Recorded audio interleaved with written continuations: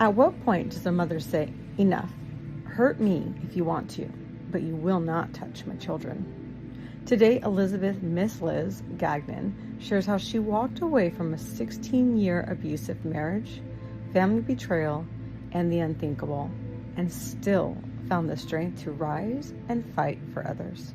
Let's get started.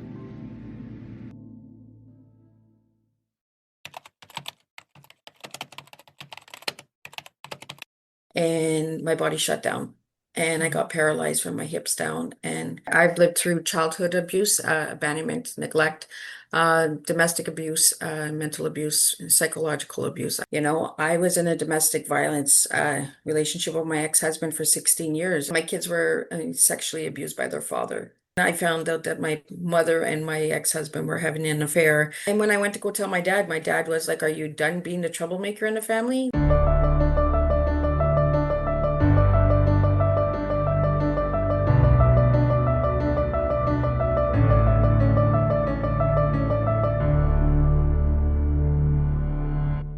This is From Wounds to Wisdom with Barbie Moreno. Real talk, deep healing, and stories that turn pain into power. Let's dive in.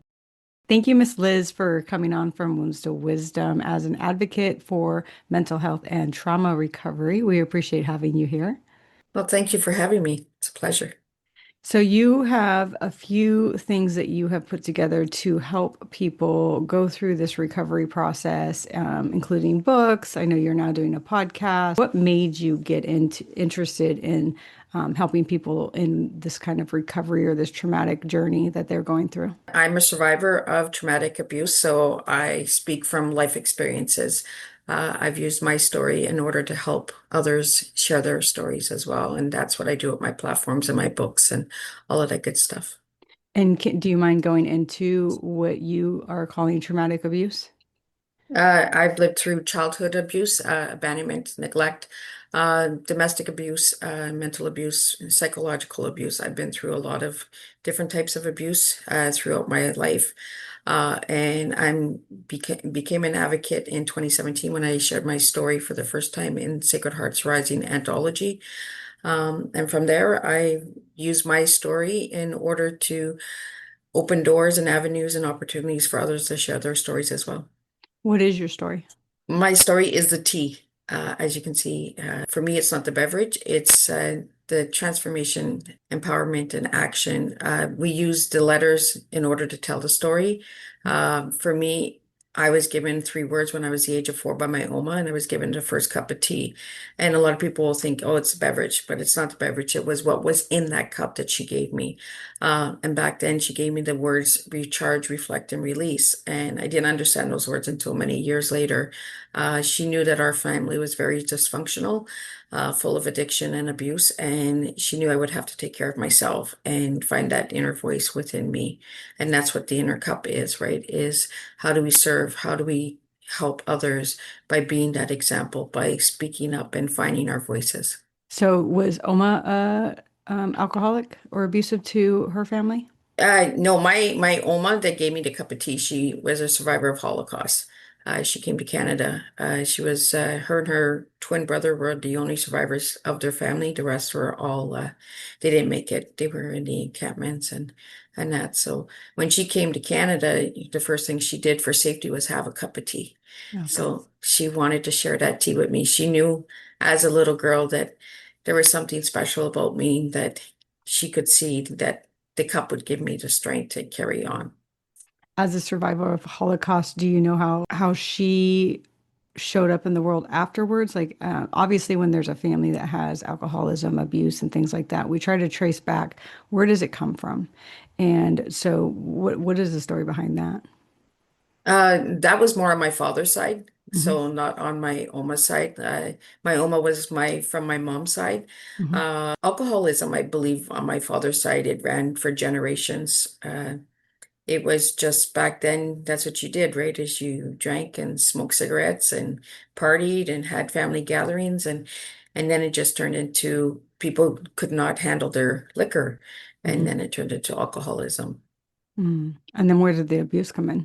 back in those decades, right? It was you are my wife, you will obey, you will follow rules, children will respect their elders, don't talk back, don't speak, uh, be seen but not heard. So a lot of it came from the generations and generational dysfunction, right? That goes way back into the 1700s. And so your Oma was on your mom's side. So was your mom a relatively quote unquote normal person?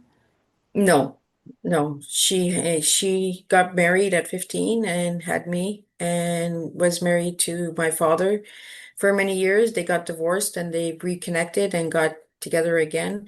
But he was very abusive with her, a lot of physical abuse and mental abuse and stuff like that. So What do you think allowed that situation to continue? When people are abused, they're not the victims, but they often allow the situation, right? So do you have any like understanding of where that comes from? I think it's back in those days we were told to obey, right? That word obey was almost implanted into women and lack of education. Mhm. Back then, a lot of women were getting married off, or their parents were signing them off because they had lack of responsibility, right? So push it on to the next person and that. So a lot of child marriages were committed and incest and stuff like that. So a lot of dysfunction right back in those days. And so for a woman to leave those situations, I think that we forget because a lot of us nowadays are like, well, why wouldn't they just leave, right? In 2025, people are still, why don't you leave? Why did you put up with that? Unless you live it, you do not understand it.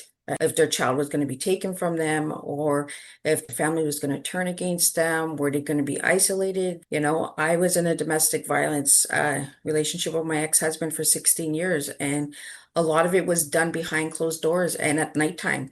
So the family did not see the abuse. So for Right. them to hear about the abuse today, they're like, well, we never seen it. Well, no, because they do it when there's nobody around. That's the whole point of the abuse is Right. do not be seen, right? Right. And for you in that situation for 16 years, what was your mindset that kept you there? I think it was because I was abused as a child. I was just scared. I Yeah. was that little girl that never got to grow up, right? When I Hmm. was told at a young age that I would be nothing, I was garbage. You're the family secret. We can do whatever we want with you. I don't want any more fear.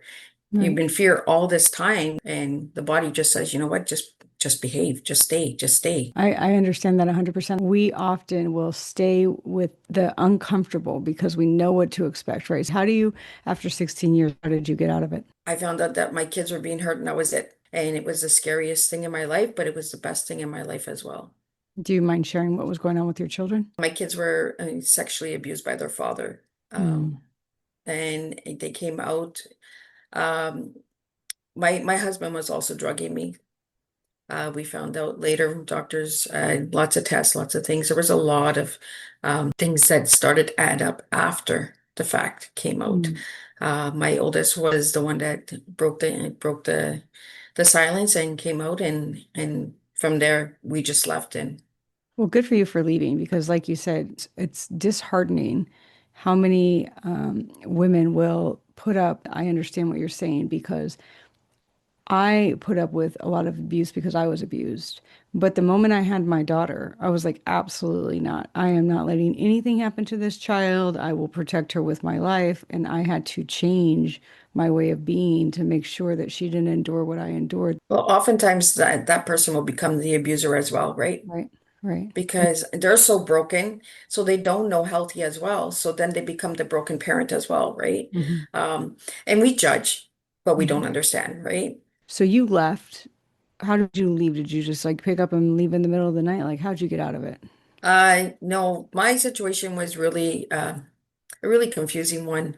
My parents supported my ex-husband. They bailed him out of jail after finding out what he had done. I found out that my mother and my ex-husband were having an affair. Oh, Uh, geez. yeah, it's there's a long story and a lot of trauma. And I had a meeting with my father, and I said, like, I had told my ex-husband, like, you have until Friday to tell my dad that you and my mom are doing this. And when I went to go tell my dad was like, "Are you done being the troublemaker in the family?" Like, Oh, and that was my last straw. I was just like, you know what? In 2 weeks, I'm gone. You're never going to see me again. I'm never coming home. And that's it. But my husband had made me sign papers of custody of my two older children. And he had to be the one to bring me to my new location, or he was going to charge me with kidnapping. But my journey didn't end there, Barbie. I got back into working, getting on my own, taking care of the kids. And then my body just finally had enough of all of the trauma from all of the years. And my body shut down. And I got paralyzed from my hips down. And uh, then I had to reach out for help. And the only people I knew how to ask for help was the broken people. Mhm. And when I reached out, I was told, figure it out on your own. You left us. Mm. So then I reached out to Children's Aid Society and found homes for my children. I got to pick the homes. I stayed in contact with my kids. So And that's hard to do as a mother to say, I literally cannot provide for you what you need. yeah, it Yeah. was the hardest thing I ever did. People would find out that he was beating on me. So the neighbors were starting to report, and that's what then it was pick up and leave, you know. My children had asked me, Mom, can we stay where we are? We love Mhm. you, but can we stay? And that took me 2.5 months, Barbie, to actually sign over and say, I have to do what's right for my child. But mom was always just a little town over. Mom was at the birthday parties. Mom was at the graduation. I was there. I Right. just wasn't there full time. And the interesting thing, like as you're saying that, it reminds me of so many men who that's like their role, right? They don't take care of the kids like day to day, and they show up for like the basketball games, they show up for their graduation, but they don't take care of them day to day, and nobody gives them a hard time. Right? They're just excited that they show up. Like they actually get Yeah. kudos for showing up. Nobody says to them, "Well, you abandoned your kids." They're just like, good job. Like you actually showed up for your kids. It's just such a different view Yeah. for what happens to a mother versus what we expect from a father. Yeah, it's okay for the father to do it, but how dare the mom do it, right? Exactly. Such a double standard. And my children they always had the option that if they needed a respite or anything, they could come and stay with mom. They Yeah. could come and stay for a month or two, or, things would happen in the foster home and they would just need a break and they wanted mom, right? But out of curiosity, you said you had to sign over your two older kids, right? I was signing separation papers. Hmm. Even to this day, the courts don't know how the heck he got this paper. But he actually made me sign custody over of my two older children. So My what is yeah, it like for them? well, we went to court and I got custody back of my kids. Good. It took 14 court cases to get them back. So you were taking care of them, yet he was collecting child support, and yet he had the legal rights to them. Yep. Sounds like a shit show. So yeah, so if I Yeah. wanted to leave without letting him know where I was going or anything, he could at any time charge me with kidnapping. The affair with your mother is probably more uncommon than most things, which is just absolutely crazy too. But so you had turned your journey into something your Oma taught you. Talk to me about how you're there and what you feel like your journey is now. The tea came Hmm. alive in 2015. So once I left my ex-husband, I made friends for the first time. So I wanted to celebrate strong women that were in my life. So we had a tea party in my house, and one of the ladies that was there, she just loved the way I set it up. Can we do this in the community? I said, I don't know. Can we try? Like, so then we started in 2016. We started hosting events, and I wanted to give thanks to all the services that had helped me overcome in my journey, like domestic violence shelters and services for sexual abuse as a child and stuff like that. So we raised money for them and we had speakers. And then in 2019, I became the Sacred Hearts Rising Leaders for Change. My speakers are already at my tea parties in the community. Bring them Okay. to the table. And that's why my podcast, I don't consider it a podcast. I consider it a serving and hosting place where people can come and share their stories, their services, their programs, organizations, stuff like that, right? Just have So they that, can find resources. right? And just Mhm. get that story out there. When you share your story, the shame goes away. Absolutely. Yeah. And was it hard? Yeah. Is it still hard? Absolutely. There are days where my voice shakes when I share my story because Mhm. the trauma kicks in, the triggers kick in. And I could feel that energy when you first came on, which is kind of why like I wanted to ease into it. But it's a vulnerable place. And, not everybody needs to hear your story. Brene Brown says that. She's like, you don't just give your story to everybody, right? People have to earn it. They don't need to know every single thing about you, mostly because people are very judgmental. Yeah. Yeah. And Well, they it don't. goes right back to that not understanding, right? You're Hmm. gonna judge what you don't understand. Hmm. Whether it's relationships, whether it's children, and our stories are not for everyone. And that's why Right. I'm very selective on where I share my story and who I share it with, Yeah. because it's not for everyone. And I tell that to everybody. I don't want to be everyone's cup of tea. Yeah. I'm grateful that you're sharing your story with us. So how are you showing up in the world today? So yeah, it's Miss Liz's Tea Time podcast, but when my guests come to the house, it's like you're coming to my house and having a cup of tea. Like, what Yeah. kind of cookies do you want? Would you like a cucumber sandwich? Would you like a egg salad sandwich? Tell me Yeah. what you like. Yes, all of the above. Right? But It's lunchtime. right? But you want people to feel welcome on your platform. You don't want them to feel like a number. You don't want them to feel like, okay, well, you're just content. Yes. So you Yeah. want them to be welcome. My podcast has been running for 6 years. I shut it down last year in December when we first started talking, Barbie, and then something kept telling me, Liz, you have to come back. You have to come back. Yeah. I took 8 months off. And I only started back in August, and I'm doing 84 shows this year. So, you know, It's a lot. obviously a lot of people like the way that I serve the tea. So Yeah, I love that. And I don't think a lot of people understand how time consuming and energy consuming a podcast is with almost no financial reward. You do it for the love of helping other people, right? Like there's very few people who are actually making a living doing a podcast. Most of us are doing it because we want to share and help and give tools and offer support and all of these various different things. So taking it off for 8 months is absolutely understandable because it's literally like I would say 50% of my week is consumed by podcast stuff and it's not an income producer. So I have to remember, that my family still needs to eat. yeah. So tell us about, so it's TEE for anybody who's listening. So we want to be very clear about that. Tell us about outside of the podcast that you have. I know that you're writing books, that you have a lot to offer. I started my reading journey when I was about 9 years old, but my first published book came out in 2017 with the Sacred Hearts Rising series.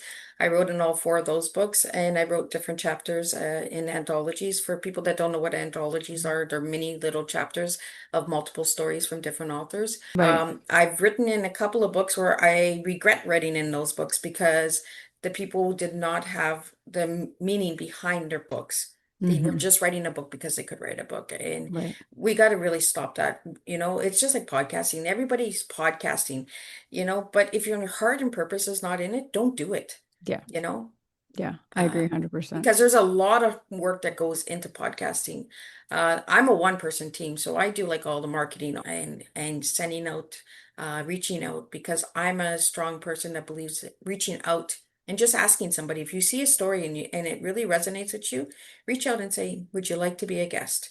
Yeah. And you might open up a door of a lot of different opportunities that you were not even expecting to open. And that's what Mhm. has happened to me. Children's organization, advocates. And I just reached out and said, hey, and then I became the peace ambassador and I worked with 60 countries because a lot of this is worldwide, right? Right. And I find, because I interview people all over the world too, and I find that it's crazy how in all over the world we have so many similarities trying to deal with the pain and the trauma and all of those various different things. So you have the books that you co-authored with, and now you're doing your own.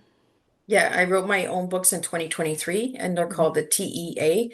Like for the TEA was teaching educational awareness, transformation and power action. There's many words we can use, but you can also save a life by just 3 words. You go Right. into the schools and you start asking, what is your T? Trouble, example, abuse. Mm. You want to really listen to that kid. You really want to listen to that person because they're giving you an insight of what their life is. Mm. And the T is time travel. the past, the present, and the future. And Mhm. all I've done is this year, and we've changed the words to transcend, embrace, envision. And it means exactly the same as teaching, education, awareness. Right. My ex-husband tried to take me out many times, and I think that's why my family, Barbie, is so relentless against me because I keep getting up. Yeah. They're like I the keep, cat they're with like, nine lives. stay down, like, and Yeah. I'm like, Yeah. no, And you have a purpose in the world because of it. Yeah. What absolutely. what does Miss Liz's life look like in the future? What's your goals? My goals is to have my own stage, to open up and to meet all of my guests. I've interviewed over 450 guests and I'd like to meet them face to face. But my goal is I have my drop shipping store that I'm trying to open. So talk about your store because people are saying like drop ship. What? So I know you have a store, but talk about your store. My store has over 100 products, but we're working on the invoicing and processing, and I don't know how to process the product, Maybe right? somebody who's listening can help you with that. Absolutely. Yeah. If anybody knows how, like I'm all for help. What is it that they can buy from your store? Fashion, candles, journals, furniture, throw blankets, and pillows. So Right. I'm working on a lot of advocacy for men stories as well. And I do always have to remember to remind myself that my son needs as much support, love, protection as my daughter needs, right? Because we're in society taught basically like the boys are fine, like, and by the way, like my son is completely fine. He lives in his own little fantasy world and he's happy as can be. But it doesn't mean that he doesn't need the guidance, the love, the protection, and everything so that he can grow up to be a good person who honors everybody, including women. Yeah. Yeah. The only So, problem I have with being a mom of a son is I have to be mom and dad, you know? and I would say even there's married, there's women who have the father around and they don't let the father be the father too. That was one thing I had to do in my marriage was stop trying to control everything and let my husband be a father. And he's a Yeah. great father. He's a fantastic father. But I can say that in the very beginning, I wanted to be the person that my children went to, and I wanted to be that place, that safe place for them. And I feel like there was a time where I really did shut that door so that he couldn't be, mostly because of my past, I wanted to be the protector and I wanted to make sure nothing happened to my children. Well, it's like you said, Barbie, it's the pattern, right? Yeah, Maybe the men that were in our lives were not protectors. they weren't. Yeah, yeah, exactly. So So you don't trust them. why are we gonna let our husbands or our spouses be Right. protectors when we didn't have that? Hmm. So it's that cycle that we went through, right? That Hmm. we play Yeah. and we say, nope. I still see majority of the men as sexual predators because not to be, judgmental, not all of them are, but there is still a very large percentage of male versus female who have dealt with a lot of trauma in their past and child abuse and sexual abuse that was never healed, who, that is the way that they were taught through those abuses that you show attention. I was scared, Barbie, having a son. Yeah. Oh, I agree. 100%. I was scared because I was like, I just created another predator. Hmm. That was what I thought. Hmm. And I regretted that thought for many years with my son Yeah. because my son is the closest one to me. Yeah. He protects me a lot. I'm the one that's supposed to be the one watching over him, but he's watching over me. And I think it is like something that you can fix. It's something within your control. Wrapping up, always like to ask for one tool that people can walk away with today that they can implement easily. The thing that I have to offer is tea. And tea is not my tea, it's your tea. Serve yourself. Be who you want to be. Don't let anybody tell you you can't do it. You can't get out of it. You can. Mm. It's scary, but you can do it. Just be the tea. So make it your own T. What does your T stand for? What does your E stand for? What does your A stand for? Or your double E, whatever it is, make it your own. Absolutely. And Love you'd be that. surprised some of the teas that are being served in today's world. Mission is just to serve tea and make a difference. And write your story, share your story. That doesn't mean it has to be in a book, guys. Hmm. You can write it on a piece of paper, you can Hmm. burn it, you can rip it, you can do it, but release your Hmm. story onto paper and pen. I'm telling you, it's going to make a difference. And not everybody needs to see that story. Right. Not You everybody do, needs to write a book, like you said. Yeah. but you do. Yeah. Tell me how people can find you. They can find me on my website at www.misslizsteatime.com. missliztee.com or missliztee.com. The T is MISSLIZTEE.com. That is where the drop shipping store is as well. You'll see that when you go to that site, it says that it's under construction. On Miss Liz's Tea Time, you can see all of the podcast interviews. And if you want to know more, you can check out Amazon on my Author Central and see the books that I've written and have on there. Love that. And we will put all of that in the description. And we definitely appreciate you opening up yourself to the questions and to the journey and to share so that I know somebody will hear you and it will make a difference in somebody's life. That's always the way it works. Absolutely. One story at a time, one tea at a time makes a difference. Absolutely. Thank you. If this story spoke to you, let's keep the healing going. Visit barbiemoreno.com for my online course, Awakening Your Worth in Healing Energy sessions, one-on-one coaching, and your free healing guide. Your next step is waiting.